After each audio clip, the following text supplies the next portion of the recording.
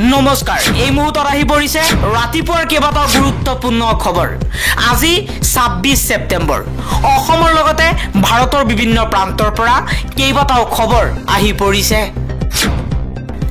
এই মুহূৰ্তত জনাই আছো এটা গুৰুত্বপূৰ্ণ খবৰ হিমন্ত বিশ্ব শৰ্মাই জুবিন গাৰ্গৰ হত্যাকাৰীক ৰক্ষণাবেক্ষণ দিছে হিমন্ত বিশ্ব শৰ্মা আৰু অসম আৰক্ষীক লৈ এবাৰ হৰফ হৈ পৰিছে অখিল গগৈ কৈছে আটক কৰিব লাগিছিল শ্যামকানু মহন্তক সিদ্ধাৰ্থ শৰ্মাক আটক কৰিছে ভিক্টৰ অজয় ফুকনক পিঠি ফালিব লাগিছিল কাৰ মূৰ ফালিছে কাৰ জুবিন গাৰ্গৰ ন্যায় বিচাৰি প্ৰতিবাদ কৰা লোকৰ ওপৰত অসম আৰক্ষীয়ে চলাইছে লাঠি গণ্ডগোল ব্যৱস্থাতে আছে এবাৰ হিমন্ত বিশ্ব শৰ্মাৰ বিৰুদ্ধে হৰফ হৈ এই মন্তব্য কৰিছে অখিল গগৈয়ে কোনো কাৰণতে হিমন্ত বিশ্ব শৰ্মাৰ এই দমনমূলক নীতি নচলিব ন্যায় বিচাৰি প্ৰতিবাদ কৰাৰ বাবে কিয় আটক কৰা হৈছে কিয় প্ৰতিবাদকাৰীসকলৰ ওপৰত আৰক্ষীৰ লাঠিৰ কোব পৰিছে হিচাপ দিব লাগিব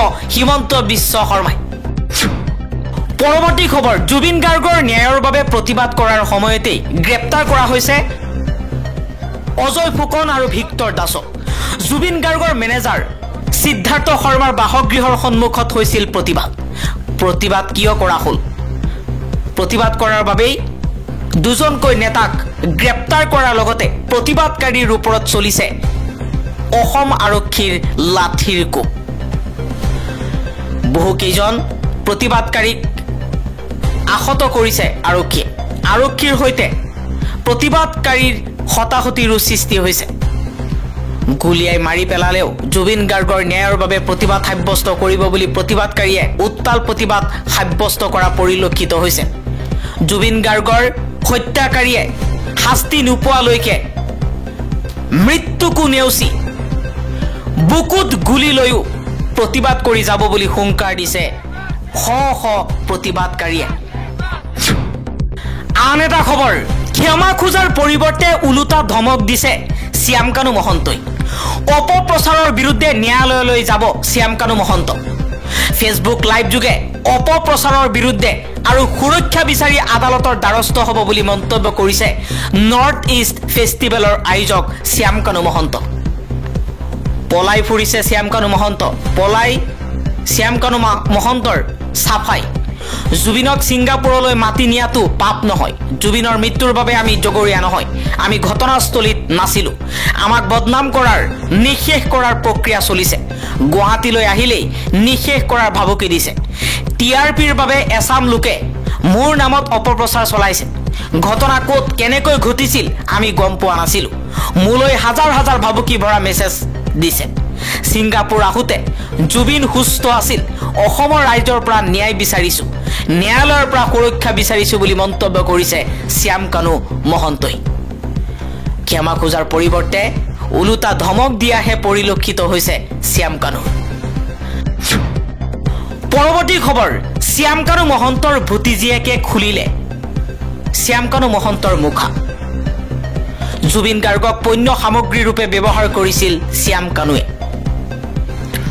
জুবিন গাৰ্গ শ্যামকানু মহন্তৰ বাবে আছিল পণ্য সামগ্ৰী জুবিন তেওঁৰ আত্মা তেওঁৰ ৰাজসাৰ বুলি ক'লে ঘৃণা উপজে শ্যামকানু মহন্তৰ ভতিজীয়েকে কৈছে বহু বছৰৰ আগৰ কথা এটা ঘৰুৱা পৰিৱেশত জুবিন গাৰ্গৰ বিষয়ে আলোচনা হৈ আছিল এজনে ক'লে জুবিনে নিজৰ স্বাস্থ্যৰ যত্ন নলয় কিয় যে ইমান মদ খায় ফেষ্টিভেল মহন্তৰ উত্তৰৰ মই প্ৰত্যক্ষদৰ্শী আছিলোঁ বাদ দিয়া মোৰ কি আহে যায় জুবিন মোৰ কাৰণে মাত্ৰ এটা কমোডিটি অৰ্থাৎ পণ্য সামগ্ৰী সেই একেটা মানুহে আকৌ শেহতীয়াকৈ কোনো অনুষ্ঠানত কয় জুবিন তেওঁৰ ৰাজসাৰ বুলি জুবিন তেওঁৰ আত্মা বুলি ঘৃণা উপজে জুবিনদাৰ জীৱনক লৈ খেলা কৰা প্ৰত্যেকটো প্ৰাণী জাহান্নামে যাওক কঠোৰতম তদন্ত আৰু শাস্তি হওক বুলি মন্তব্য কৰিছে শ্যামকানু মহন্তৰ ভতিজীয়েকে আন এটা খবৰ শ্যামকানু মহন্তৰ গীতানগৰ স্থিত বাসগৃহ সিল কৰা হৈছে দীৰ্ঘদিন ধৰি চলোৱা অভিযানৰ অন্তত বাসগৃহটো সিল কৰিছে এছআইটিয়ে লগতে জুবিন গাৰ্গৰ মেনেজাৰ সিদ্ধাৰ্থ শৰ্মাৰ ফ্লেট সিল কৰিছে। অভিযানৰ সময়ত SITয়ে সিল কৰিছে সিদ্ধাৰ্থৰ ধীৰেনপাৰাস্থিত ফ্লেট। পৰৱৰ্তী খবৰ, অসমত চলিছে স্পষ্টীকৰণ প্ৰক্ৰিয়া। জুবিন গাৰ্গৰ মৃত্যুৰ ন্যায়ৰ নামত চলিছে নেকি নাটক? CIDৰ কঠোৰ অভিযান চলি থকাৰ মাজতেই শ্যাম কানু মহন্তৰ স্পষ্টীকৰণ। শ্যাম কানু মহন্তই কৈছে, মোৰ কোনো দুখ নাই। যদি শ্যাম কানু মহন্তৰ দুখ নাই, কিয় তেওঁ পলাই ফুৰিছে? কিয় SIT, কিয় CIDৰ দলক সহযোগ কৰা নাই? তাক লৈ ডাঙৰ ৰহস্য সোমাই পৰিছে। পৰৱৰ্তী খবৰ, ধৰ্ষণকাৰীক ফুলৰ মালাৰে আদৰণি জনোৱা হৈছিল গুজৰাটত। আমি হত্যাকাৰীক কটকটীয়া নিৰাপত্তা দিছো। কোন ডাঙৰ হ'ল, গুজৰাট নে অসম? বৰ্তমান ইয়াই চলিছে অসমত। এফালে যদি গুজৰাটত ধৰ্ষণকাৰীক ফুলৰ মালা পিন্ধাইছে, আনফালে আকৌ জুবিন গাৰ্গৰ হত্যাকাৰীক কটকটীয়াকৈ নিৰাপত্তা দিছে।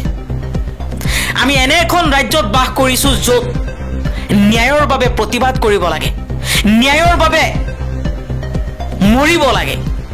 ন্যায় পাবলৈ মৰিলেহে চৰকাৰৰ কাম হাৰ লৰে।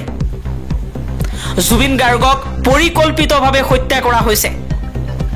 অভিযোগ উত্থাপন হোৱাৰ পাছতো শ্যাম কানু মহন্ত, সিদ্ধাৰ্থ শৰ্মাকে ধৰি বহুকেইজন লোক এতিয়াও আত্মগোপন কৰি আছে। সেইসকল লোকৰ বিৰুদ্ধে কোনো ব্যৱস্থা গ্ৰহণ নকৰি যিসকল লোকে জুবিন গাৰ্গৰ ন্যায় বিচাৰি ৰাজপথত প্ৰতিবাদ কৰি আছে, সিদ্ধাৰ্থ শৰ্মাৰ ঘৰৰ সন্মুখত প্ৰতিবাদ কৰি আছে, তেওঁলোকৰ ওপৰত চলিছে অসম আৰক্ষীৰ লাঠিৰ কোব। গণতান্ত্ৰিক ৰাষ্ট্ৰত সমালোচনা কৰা, প্ৰতিবাদ কৰাৰ, গণতান্ত্ৰিকভাৱে প্ৰতিবাদ কৰাৰ অধিকাৰ প্ৰত্যেকজন নাগৰিকৰ আছে। কিন্তু বৰ্তমান সময়ত অসমত যি এক নাটক ৰচনা কৰা হৈছে, তদন্তৰ নামত যি উদ্ভণ্ডালি আৰম্ভ হৈছে, সেয়া সঁচাই এক ডাঙৰ প্ৰশ্নৰ সৃষ্টি হৈছে। আন এটা খবৰ, জুবিন গাৰ্গৰ অনুৰাগীৰ ৰক্তেৰে ফাকু খেলিছে অসম আৰক্ষীয়ে। সিদ্ধাৰ্থ শৰ্মাক গ্ৰেপ্তাৰৰ দাবীত ওলাই অহা লোকক নিৰ্লজ্জ আক্ৰমণ অসম আৰক্ষীৰ। জুবিন গাৰ্গৰ মেনেজাৰ সিদ্ধাৰ্থ শৰ্মাৰ গ্ৰেপ্তাৰ কৰাৰ দাবীত সিদ্ধাৰ্থ শৰ্মাৰ ধীৰেনপাৰাৰ বাসগৃহৰ সন্মুখত সমবেত হোৱা জুবিন অনুৰাগীৰ ওপৰত চলিছে লাঠি চাৰ্জ। কেইবাজনো অনুৰাগী গুৰুতৰভাৱে আহত হৈ পৰিছে। সামাজিক মাধ্যমত ইতিমধ্যে ভাইৰেল হৈ পৰিছে আক্ৰমণৰ ফটো আৰু ভিডিঅ'। মহিলাৰ ওপৰতো আক্ৰমণ কৰিছে আৰক্ষীয়ে। কেইবাজনো ব্যক্তিৰ মূৰ ফালিছে অসম আৰক্ষীয়ে। উল্লেখ্য যে সিদ্ধাৰ্থ শৰ্মাৰ বিৰুদ্ধে উত্থাপন হৈছে ইটোৰ পিছত সিটোকৈ অভিযোগ। আৰ্থিক জালিয়াতিৰ লগতে জুবিন গাৰ্গৰ মৃত্যুৰ লগত পৰোক্ষভাৱে সিদ্ধাৰ্থ শৰ্মা জড়িত থকাৰ কথা পোহৰলৈ আহিছে। পৰৱৰ্তী খবৰ, পেলেষ্টাইনত গণহত্যাক লৈ মোদী চৰকাৰৰ মৌনতা লজ্জাজনক। এই মন্তব্য কৰিছে সোনিয়া গান্ধীয়ে। কংগ্ৰেছ নেত্ৰী সোনিয়া গান্ধীয়ে পুনৰবাৰ পেলেষ্টাইনৰ গণহত্যাক লৈ মোদী চৰকাৰক তীব্ৰ সমালোচনা কৰিছে। সোনিয়া গান্ধীয়ে বিশ্বাস কৰে যে ভাৰতে পেলেষ্টাইন বিষয়ত শক্তিশালী প্ৰতিক্ৰিয়া আৰু নেতৃত্ব প্ৰদৰ্শন কৰাটো প্ৰয়োজন। গাজাত মানুহৰ মৃত্যু মিছিলৰ পাছতো মোদী চৰকাৰৰ গভীৰ মৌনতাই ভাৰতৰ মানৱতা আৰু নৈতিকতাক লৈ প্ৰশ্ন উত্থাপন কৰিছে। শেহতীয়াকৈ কাকতৰ এটা প্ৰতিবেদনত কংগ্ৰেছ নেত্ৰীগৰাকীয়ে কেন্দ্ৰীয় চৰকাৰক তীব্ৰ সমালোচনা কৰি কৈছে যে পেলেষ্টাইন বিষয়ত ভাৰতৰ পদক্ষেপ নৰেন্দ্ৰ মোদী আৰু নেতান্যাহুৰ বন্ধুত্বৰ ধাৰা বহু পৰিমাণে প্ৰভাৱিত হৈছে। গাজাত মৃত্যু মিছিলক লৈ আমেৰিকাৰ মনোভাৱকো সোনিয়াই বেদনাদায়ক আৰু মানৱতাৰ বাবে এক বৃহৎ আঘাত বুলি অভিহিত কৰিছে। বিশ্ব মঞ্চত নৰেন্দ্ৰ মোদীৰ ব্যক্তিগত সম্পৰ্কই কেতিয়াও ভাৰতৰ মনোভাৱ প্ৰকাশ কৰিব নোৱাৰে বুলিও কয়। বিশেষকৈ 1988 চনত য'ত পেলেষ্টাইনক প্ৰথম স্বীকৃতি দিয়া হৈছিল, তাত মোদী চৰকাৰৰ কাৰ্যকালত ভাৰতে দুখন ৰাষ্ট্ৰৰ নীতি বৈঠকৰ পৰা বিৰত থকাটো অতি দুৰ্ভাগ্যজনক বুলি বিবেচনা কৰিছে কংগ্ৰেছৰ নেত্ৰীগৰাকীয়ে। উল্লেখ্য যে গাজা যুদ্ধবিৰোধী সন্দৰ্ভত বিগত 3 বছৰত ভাৰতে 4বাৰ ভোটদানৰ পৰা বিৰত আছিল। এই কাৰণেই পেলেষ্টাইনৰ প্ৰতি ভাৰতৰ স্থিতি সন্দৰ্ভত বিভিন্ন মহলত প্ৰশ্ন উত্থাপন হ'বলৈ ধৰিছে। ৰাজনীতিবিদসকলে কৈছে আমেৰিকা আৰু ইজৰাইলৰ সৈতে মোদীৰ বন্ধুত্বই এই প্ৰশ্নৰ মূল কাৰণ আছিল। অৱশেষত ভাৰতে শেহতীয়াকৈ আন 142খন দেশৰ লগতে পেলেষ্টাইন আৰু ইজৰাইলৰ বাবে 2খন ৰাষ্ট্ৰৰ সমাধানৰ সপক্ষে ভোটদান কৰে। ইতিমধ্যে গাজাত ইজৰাইলৰ আক্ৰমণত প্ৰায় 64,000 লোকৰ মৃত্যু হৈছে। ইয়াৰে প্ৰায় 70% শিশু আৰু মহিলা। ইয়াৰ সমান্তৰালকৈ নেতান্যাহু চৰকাৰে বিশ্বৰ আন দেশৰ পৰা প্ৰেৰণ কৰা সাহায্যকো বাধা দি আছে। ইয়াৰ বিৰুদ্ধে ক্ষোভ প্ৰকাশ কৰি সোনিয়া গান্ধীয়ে কৈছে গাজাৰ জনসাধাৰণে দুৰ্ভিক্ষৰ দৰে পৰিস্থিতিৰ সন্মুখীন হ'বলগীয়া হৈছে। ইজৰাইলৰ সেনাই অতি প্ৰয়োজনীয় খাদ্য, ঔষধ আৰু অন্যান্য সাহায্যৰ যোগানত নিষ্ঠুৰভাৱে বাধা দিছে। আন এটা খবৰ, ছিংগাপুৰত তথ্য প্ৰমাণ নষ্ট কৰাত ব্যস্ত তন্ময় ফুকন এণ্ড কোম্পানী। ছিংগাপুৰত জুবিন গাৰ্গক মৃত্যুৰ মুখলৈ ঠেলি দি তথ্য প্ৰমাণ নষ্ট কৰাত ব্যস্ত হৈ পৰিছে তন্ময় ফুকন বাহিনী। 18 ছেপ্টেম্বৰৰ নিশা জুবিনক শোৱাৰ সুযোগ নিদিয়া দলটোত আছিল কেইবাজনো অভিযুক্ত। পুৱাতে জুবিনক বিয়েৰ পান কৰোৱাই ৰং চাইছিল প্ৰবাসী অসমীয়াৰ দলটোৱে, যাৰ নেতৃত্বত আছিল তন্ময় ফুকন।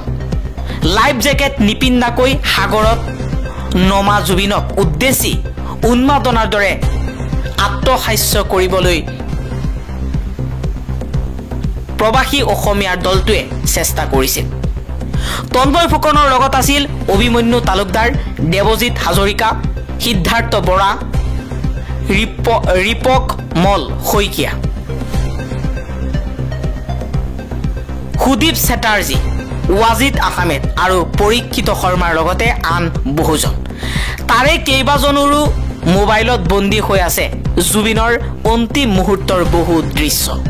কিন্তু সেই দৃশ্য ৰাজহুৱা নকৰি দলটোৱে প্ৰেৰণ কৰিছে জুবিন বিৰোধী এটা চক্ৰ, যি চক্ৰই সম্পাদনা কৰি আধাকৈ ছ'চিয়েল মিডিয়াত মুকলি কৰিছে 5টাকৈ ভিডিঅ'। জুবিনৰ ৰহস্যজনক মৃত্যুৰ তদন্তত বিঘিনি ঘটাইছে এই দলটোৱে। দাৱৰ কৰা হৈছে যে সম্ভৱতঃ নষ্ট কৰি পেলাইছে ইয়াতৰ দৃশ্যবন্দী কৰা মোবাইল। কিন্তু ইয়াৰ মাজতে প্ৰশ্ন হয়, 7 দিনে গুৱাহাটীত মুক্তভাৱে ঘূৰি ফুৰা অমৃত প্ৰভা মহন্ত আৰু সন্দীপন গাৰ্গৰ কাষ নচপা অসম আৰক্ষীয়ে ঢুকি পাবনে ছিংগাপুৰৰ এই দলটোক?